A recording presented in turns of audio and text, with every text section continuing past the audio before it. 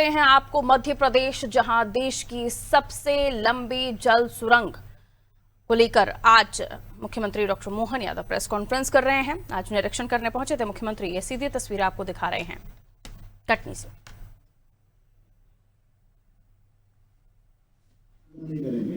ये एक चुनौती थी। मुझे इस बात की प्रसन्नता है कि हमारे लिए 17 साल का ये लंबा संघर्ष, और ऐसा लगा कि 2016 में 2026 में जाकर इसकी सफलता मिली।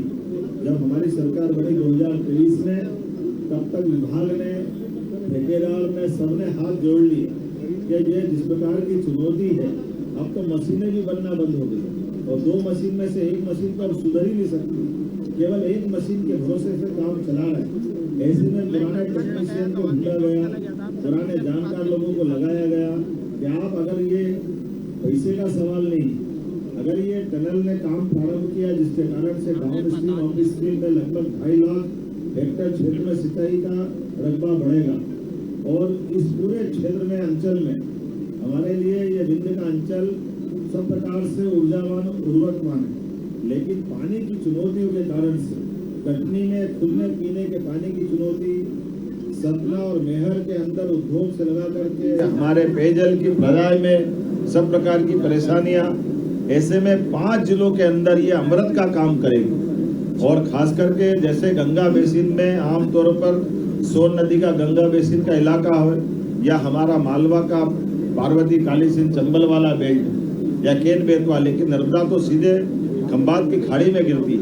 लेकिन ये वाकई विज्ञान का नया चमत्कार हुआ है कि नर्मदा जी अपने खंबात की खाड़ी के परंपरागत क्षेत्र को छोड़ करके विंध्य की वैली में आज अपने प्रवास से सोन नदी के अंचल को भी हरा भरा करेगी। यहाँ के किसानों को, यहाँ के व्यापारियों को, यहाँ के उद्योगपतियों को क्षेत्र के लिए एक नया वरदान मिलने वाला है। और इस ऐतिहासिक उपलब्धि के लिए मैं पुनः हमारे भारत सरकार के माननीय प्रधानमंत्री नरेंद्र मोदी जी को धन्यवाद देना चाहूँगा, जिनके आशीर्वाद से हमने केंद्र सरकार के साथ, केंद्र सरकार ने लगभग 1600 करोड़ की राशि में 275 करोड़ की राशि उनके द्वारा इसमें प्रदाय की गई, लेकिन अधिकतम राशि हमारे राज्य सरकार के निधि से दी गई। लेकिन ये असंभव जैसा काम करके पूरा करने के बाद जो आज चेहरे पे खुशी दिखाई दे रही, ये गए साल तक भी लग रहा था कि ये मशीन कंपनियों ने बंद कर दी, मशीन के सुधारने वाले मैकेनिक नहीं मिल रहे हैं और चट्टानों की चुनौती समाप्त नहीं हो रही। तो ऐसा लग रहा था कि बड़ी आशा उम्मीद इसी टनल के साथ दफन होने की स्थिति में पहुंची थी। लेकिन मुझे इस बात की प्रसन्नता है, जब संकल्प बड़ा होता तो परमात्मा का आशीर्वाद भी हरा भरा करता है, आनंद से सराबोर करता है।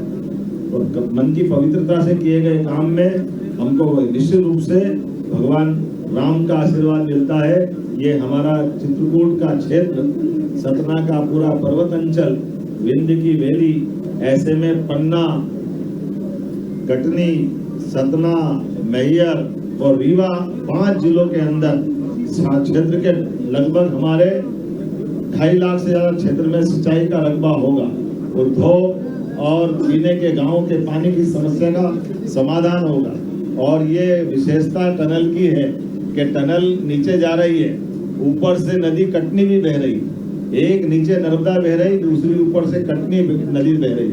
और ऐसी एक नहीं, कई नदी नालों के नीचे पानी की धारा को बरकरार रखते हुए कटनी नदी की जो पानी की चुनौती है, नगर के अंदर पेयजल की बड़ी समस्या भी समाधान करेगी। माननीय सांसद जी विष्णुदत्त शर्मा जी, माननीय विधायक संदीप जायसवाल जी, इनके लिए, हम सब के लिए, जनप्रतिनिधियों के लिए तो जनता की आकांक्षा की पूर्ति करने के लिए ये मील का पत्थर साबित होगी। एक तरफ पन्ना के सभी प्रकार के, पन्ना के अंदर हमारे उद्योग धंधे से लेकर सब क्षेत्रों में नर्मदा का पानी मिलेगा। रीवा, बुंदेलखंड, खास करके बघेलखंड, बुंदेलखंड का ये एक बड़ा ऐतिहासिक कदम है, जिसमें माननीय सांसद गणेश सिंह जी और उनकी पूरी लोकसभा, माननीय विष्णुदत्त शर्मा जी और उनकी पूरी विधानसभा, संजय पाठक जी, प्रतिमा बागरी जी, संदीप जायसवाल जी, प्रणव पांडे जी, आपके कितने गांव प्रभावित हो रहे हैं? 153 गांवों को लाभ देगी। कई गांव के, ये सिन्नाबाद गांव जिसके हम यहाँ बैठे हैं, इसके नीचे से टनल जा रही, रेल ऊपर चल रही, नीचे टनल भी चल रही। ये चमत्कार है वास्तव में। और पानी की धारा के बलबूते पर कई जगह बिजली भी बनाई जाएगी और आगे जाकर के कई सारे लोगों के लिए केस स्टडी का काम करेगी। इतनी कठिन चुनौतियों के बावजूद भी हमारे राज्य के अधिकारियों ने, इरिगेशन डिपार्टमेंट ने इसको पूरा करने का जो हिम्मत दिखाई, मैं उनको भी बधाई देना चाहूँगा। कई मित्रों के माध्यम से इसकी चुनौतियों के बीच हिम्मत दिलाने की जो बातें आई वो भी महत्व की।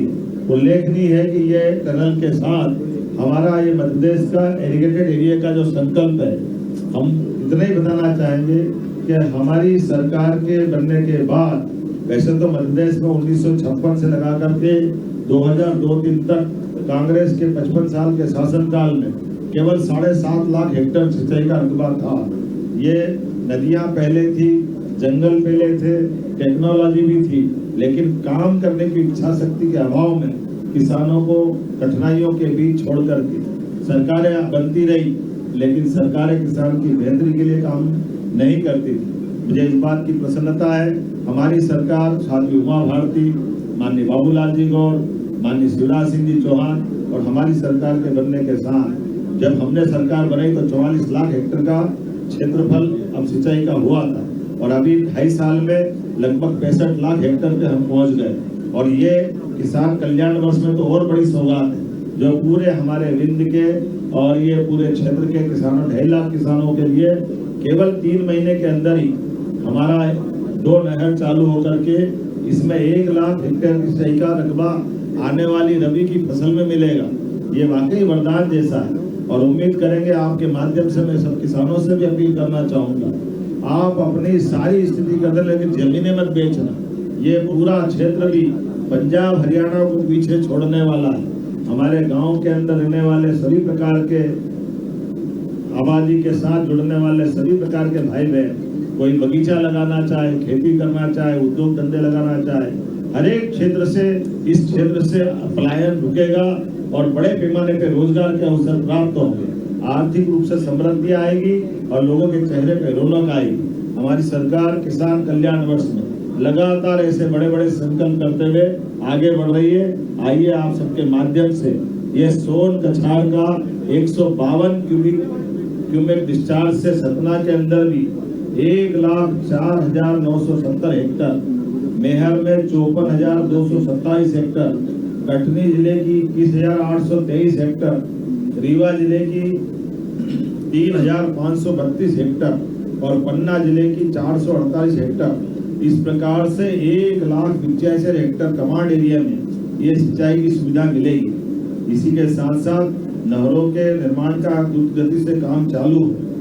2026-27 में 30,000 हेक्टेयर, 2027-28 में 1,25,000 हेक्टेयर और 2028-29 में 1,85,000 हेक्टेयर में सिंचाई होगी। हम सब एक बार फिर एक तरह से नर्मदा का पानी नहीं है, ये अमृत का जल है जो यहाँ को अमरता की तरफ ले जाएगा। मेरी अपनी ओर से सबको, प्रदेशवासियों को, क्षेत्रवासियों को, सभी को बहुत बहुत बधाई। सर, नर्मदा टनल का पानी कटनी शहर को मिल सके, इसके लिए क्या योजना है?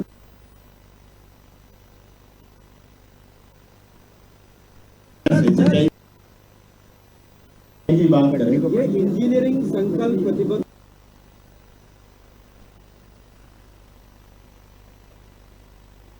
अद्भुत चुनौतियों वाला स्थान है। जैसे मैंने कहा, पूरे देश तो क्या दुनिया के लोग इसकी केस स्टडी करने आएंगे, क्योंकि चट्टाने काटने के लिए मशीन तो बनाई जा सकती, लेकिन एक मशीन कितनी चुनौतियों के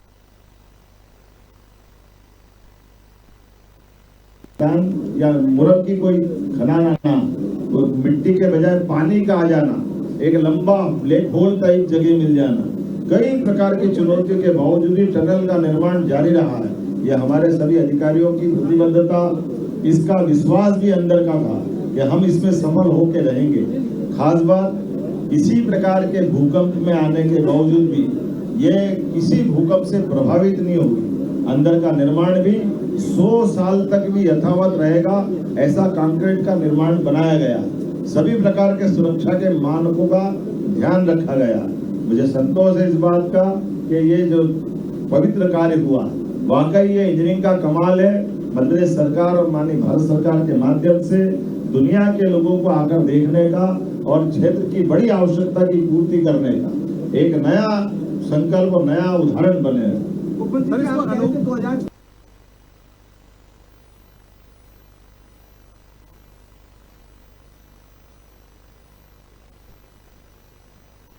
कि हमारी सरकार के बनने के बाद हमने ऐसे सारे संभव चुनौती के काम लिए, जैसे उदाहरण के लिए 2008 में कोई टेंडर अगर काम का किया गया है तो 2008 के आधार पर उसके एक समय सीमा होती है, उसकी टेक्नोलॉजी की मशीनों की अपनी कठिनाई होती है। ऐसे में कई प्रकार के ऑडिट रिपोर्ट और 50 तरह की बातें आती। तो हमने कैबिनेट में ले जाकर इस बात को रखा कि अगर हमको इस चुनौती को पार पाना है, अगर या तो इस प्रोजेक्ट को ड्रॉप कर दें तो जो लगाया गया वो पैसा भी बेकार होगा और ये क्षेत्र बड़े पैमाने पे एक सौगात से वंचित होगा। ऐसे में सरकार जब जनता की जन कल्याणकारी योजनाओं की तरफ बढ़ती है तो कैबिनेट होती इसीलिए कि जो सभी प्रकार की व्यवस्थाओं पे समग्र आकलन करते हुए नीतिगत निर्णय ले। इसलिए नीतिगत निर्णय के बाद इरिगेशन डिपार्टमेंट से कहा गया कि आप इस काम में आगे बढ़ो, आज नहीं तो कल सफलता मिलेगी। एक बार नहीं, 2 बार नहीं, 8-8 बार हमको टाइम पीरियड बढ़ाना पड़ा, क्योंकि बार-बार मशीन खराब होती और मशीन की टेक्नोलॉजी, चुनौतियां, ये सब अलग प्रकार की।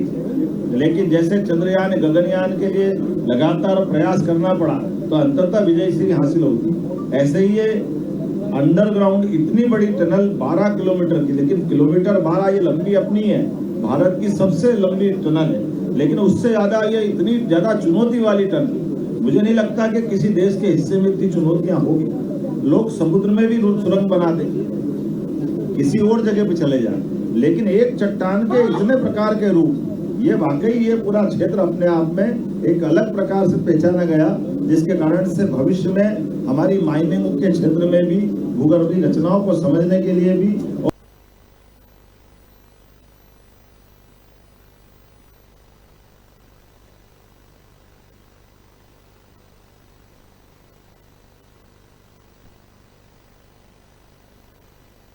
पानी के फ्लो का स्वाभाविक प्रकृति जन्य जो गुरुत्वाकर्षण के आधार पर पानी का फ्लो मिलता है, ये कोई भी योजना को पूरा करने में सबसे बड़ा सहारा होता है। आमतौर पर कृत्रिमता से जब हम पानी सप्लाई करते हैं, बिजली का खर्च होता है, तमाम चुनौतियां आती है, लेकिन ग्रेविटी से पानी का फ्लो हमेशा फायदे में रहता है और ये ग्रेविटी से लाने का उत्कृष्ट उदाहरण है। इसलिए कई जगह 20 मीटर, कई जगह 40 मीटर तक नीचे गए। 40 मीटर मतलब 4×12 कितना, 120 फीट से ज्यादा नीचे जाना और उसके बाद उस पानी के फ्लो को बनाए रखना और 120 फीट नीचे जाकर नहर बनाना। इसका मतलब नहर बनाने के लिए और कितना काम करना पड़ा होगा। तो चुनौतियां तो अपार थी, लेकिन हनुमान जी ने यही चित्रकूट पे भगवान राम के साथ जिस प्रकार से वनवास के काल में असंभव से असंभव काम को करने का इतिहास बनाया, मध्य प्रदेश के साथ जुड़ करके भगवान राम का ये अंचल उनके आशीर्वाद से अब हरा भरा होने वाला है। जब अयोध्या में भगवान राम का आशीर्वाद मिल रहा है, हमारे लिए बाबा महाकाल का आशीर्वाद उज्जैन में प्रारंभ हुआ, तो सनातन संस्कृति से सरसब्ज नए त्योहारों का समय आ रहा है। इस वर्ष का दशहरा, इस वर्ष की दीपावली, रक्षाबंधन बहनों के जीवन में भी आनंद लाएगा और सबको ये नए